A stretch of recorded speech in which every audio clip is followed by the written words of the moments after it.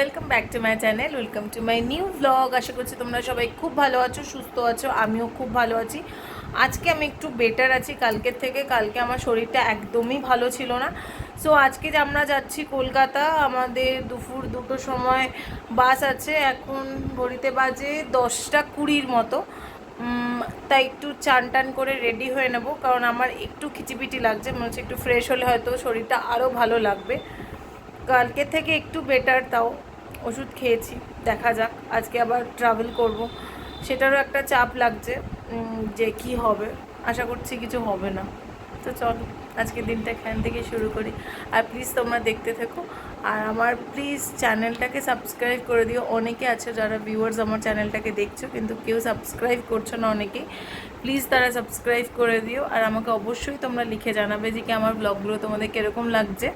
তো চলো আজকের দিনটাকে এখান থেকে শুরু করছি। সো সবার কাছ থেকে বিদায় নিয়ে আমরা বেরিয়ে পড়লাম কলকাতা যাওয়ার উদ্দেশ্যে।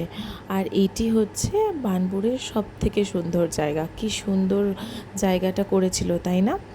আর এটি হচ্ছে ভারতী ভবন। আমরা এখানে অনেক ধরনের সাংস্কৃতিক অনুষ্ঠান করি।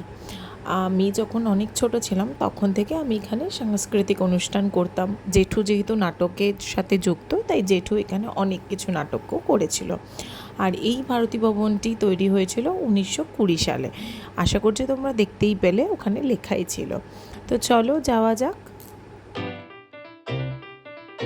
আর এই যে মন্দিরটি তোমরা দেখতে পাচ্ছ, এটা হচ্ছে বার্নপুরের বড় শিবস্থান মন্দির। এর থেকেও ছোট আরেকটা আছে, সেটা অন্যদিকে। এটা হচ্ছে সবচেয়ে বড় শিবস্থান মন্দির। আর দেখো, কথা বলতে বলতে আমি কিন্তু চলে এসেছি। আমাদের বাসের টাইম ছিল 2:10, তো 2:10-এই আমাদের বাস কিন্তু ছেড়ে দিয়েছিল। আর বাইরের প্রকৃতি এতটাই সুন্দর ছিল, যাই হোক, ঝড় আসার আগো মুহূর্তে আর কি। আর আমার মুখটা দেখে বুঝতেই পারছো আমি খুব খুশি, কারণ বাস ছেড়ে দিয়েছে। একদম লেট করেনি বাস, একদম টাইমেই ছেড়েছে।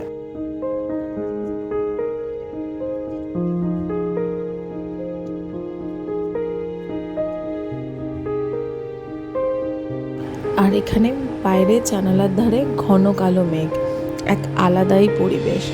যেন মনে হচ্ছে তারা নিজেদের মধ্যে ঝগড়া করছে, কে আগে নিজেকে মেরে ধরবে, তাই না?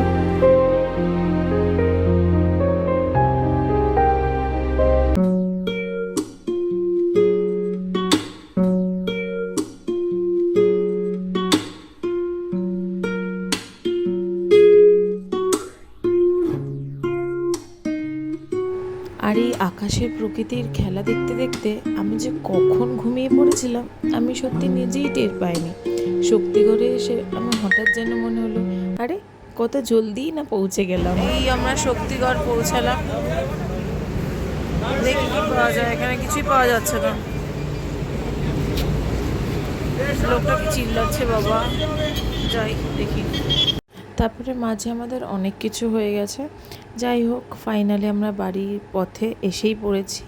এখন বাড়ি যাওয়া যাক। খুব টায়ার্ড, কিছু আর বলার নেই। এই জাস্ট বাড়ি এলাম, অনেক হ্যাপা হয়েছে। আর আজকে এক্সপ্লেন করতে ভালো লাগছে না, খুব টায়ার্ড আমি।